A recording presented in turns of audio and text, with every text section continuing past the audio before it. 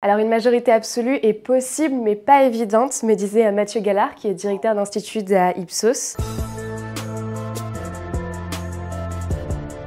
Donc déjà, le RN, c'est vrai, a eu un score tout à fait historique dimanche dernier, au premier tour des législatives,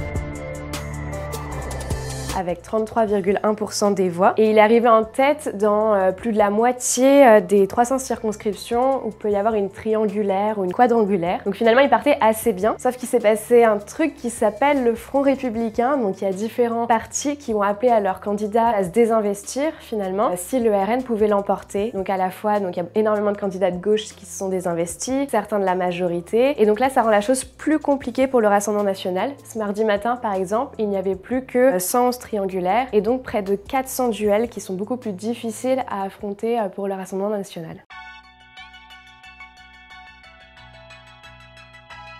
Alors le Rassemblement national du coup a déployé une double stratégie. Donc d'une part, ils essaient de décrédibiliser ce front républicain. Ils posent la question comment par exemple un électeur de gauche peut voter pour un candidat macroniste qui a voté la réforme des retraites, à laquelle les électeurs de gauche s'opposent. Ils donnent beaucoup l'exemple d'Elisabeth Borne ou de François Ruffin qui ont eu des candidats désinvestis face à eux. Donc ils dénoncent une forme d'alliance de la carpe et du lapin dans laquelle eux ne tomberaient pas et ne participeraient pas à cette soi-disant tambouille politicienne comme ils l'appellent. C'est comme ça qu'ils appellent le Front républicain. D'autre part, ils essaient de diaboliser la France insoumise, donc ils font tout pour laisser penser que Mélenchon sera le Premier ministre d'une coalition de gauche. Parce qu'ils savent que Jean-Luc Mélenchon a un effet repoussoir parmi une partie de la population, notamment par rapport à des macronistes ou des personnes de droite qui devraient voter pour la gauche.